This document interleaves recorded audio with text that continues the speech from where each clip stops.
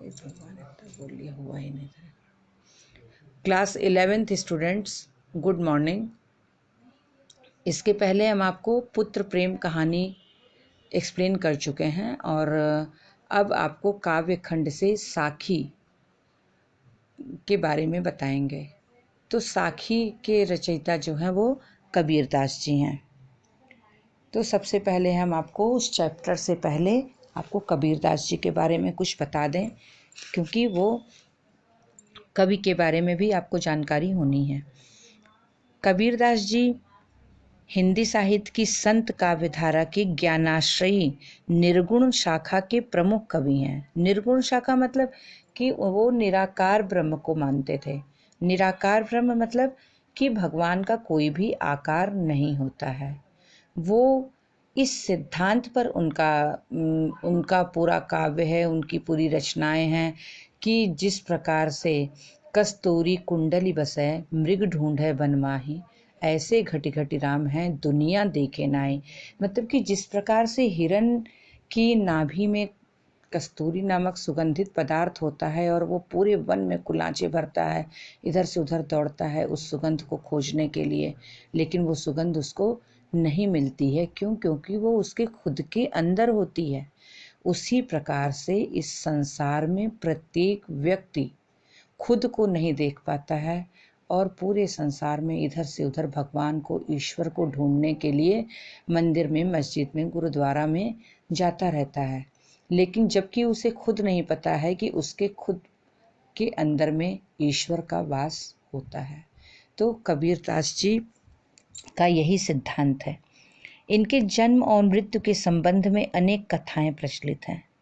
कुछ लोगों का विश्वास है कि ये एक विधवा ब्राह्मणी के पुत्र थे जिसने लोक लाज के भय से इन्हें काशी के लहरतारा के तालाब के किनारे फेंक दिया था। एक मुसलमान दंपति नीरू और नीमा ने इन्हें वहां से उठा लिया और पुत्रवत पालन पोषण किया। इनका जन्म सन 1398 में और मृत्यु सन 1495 मानी जाती है। कबीर ने विधिवत शिक्षा प्राप्त नहीं की। इन्होंने स्वयं ही कहा है कि मसी कागद छूयो नहीं, कलम गयो नहीं हाथ। मतलब कि कभी भी उन्होंने कागज और पेन नहीं छुआ, परंतु सत्संग, पर्यटन और अनुभव से इन्होंने ज्ञान प्राप्त किया है और ये माना जाता है कि ये रामानंद के शिष्य थे। और इनकी रचनाएं जो हैं, कबीर ने साखी, सबद और रमैनी की रचना की है जो कबीर ग्रंथावली में संग्रहित है। कबीर पंथियों के अनुसार बीजक ही कबीर की रचनाओं का प्रामाणिक संग्रह है। इनकी कुछ रचनाएं गुरु ग्रंथ साहिब में भी संकलित हैं। मतलब इन्होंने खुद तो ये पढ़े लिखे थे नहीं, तो जो भी चीज़ें इनके मुंह से निकलती थी वो साक्षात जो देखते थे समाज में कि क्या हो रहा है, उसी पर वो अपना कुछ ना कुछ बोल दिया करते थे कमेंट के रूप में, आलोचना के रूप में, और वही इनकी रचनाओं के रूप में बाद में संग्रहित किया गया। तो ये बहुत बड़े समाज सुधारक भी माने जाते हैं।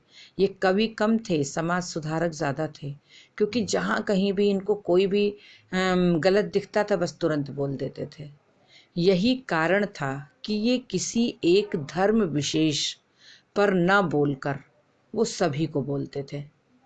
जैसे कि पाहन पूजे हरि मिले तो मैं पूजूं पहाड़, इन्होंने ये हिंदुओं पर कमेंट किया। और ये कांकर पाथर जोड़ के मस्जिद दिया बनाए, ताचड़ी मुल्ला बांग दे क्या बहरा हुआ खुदाए, इस तरह से इन्होंने मुस्लिम लोगों पर कमेंट किया। तो किसी वर्ग विशेष को न बोल के ये पूरे समाज में जो भी गलत होता था उस पर ये बोलते थे, और वही इनकी रचनाओं में बाद में संग्रहित किया गया। कबीर की भाषा में अरबी, फारसी, अवधी, ब्रज, राजस्थानी जैसी अनेक भाषाओं के शब्द मिलते हैं। इसीलिए विद्वान इनकी भाषा को सधुक्कड़ी या पंचमेल खिचड़ी कहते हैं। सधुकड़ी मतलब साधुओं की भाषा, और पंचमेल खिचड़ी मतलब बहुत सारी भाषाओं में बहुत सारे शब्दों की मिली हुई भाषा। तो इस तरह से कबीर की जो भाषा है वो सधुकड़ी और पंचमेल खिचड़ी भी है। और इनको भाषा का बहुत बड़ा डिक्टेटर भी बोला जाता है, मतलब सारी भाषाओं पर इनका पूरा कमांड था। और ये जो पाठ्य पुस्तक में हम लोग को पढ़ना है, इसमें कबीर की 10 साखियाँ संकलित हैं। इन साखियों में कबीर ने सतगुरु की महिमा, प्रभु या गुरु के प्रेम एवं अनुग्रह की कृपा, प्रभु विरह की व्याकुलता, प्रियतम से मिलन की तीव्र आकांक्षा, गुरु की कृपा से परम तत्व के दर्शन होना, ईश्वर के ज्ञान से अहम की समाप्ति होना तथा सच्चे वैराग्य के द्वारा मन को योगी की भांति बना लेना जैसे प्रसंगों का उल्लेख किया गया है। अर्थात इनकी जो साखियाँ हैं वो उस समय के प्रत्यक्ष प्रमाण हैं। इन्होंने खुद भी कहा कि लोग बस खाली कुछ कह देते हैं किसी भी चीज़ पर, लेकिन मैं जो अपनी आँखों से देखा उसी को मैंने कहा। इसीलिए साखी को साक्षी भी कहा जाता है। साक्षी मतलब प्रमाण। लोग वो कहते थे कि लोग अपने कानों से सुनकर करते हैं, लेकिन मैंने वही बताया जो मैं अपनी आँखों से देखा। इसीलिए इनके जो दोहे हैं उनको साखी कहा जाता है, जिसका अर्थ है कि तत्सम शब्द कहा जाएगा तो साक्षी, मतलब प्रत्यक्ष जो है जो प्रमाण होता है। तो बच्चों इस तरह से कबीरदास जी के बारे में भी आपको पूरा ज्ञान होना ज़रूरी है, क्योंकि उससे भी रिलेटेड क्वेश्चन आपके आते हैं। तो आज आप कबीरदास जी के बारे में पढ़ लिए, और नेक्स्ट जब हम आपको बताएंगे तो हम आपको उनकी साखियों को पूरा एक्सप्लेन करेंगे।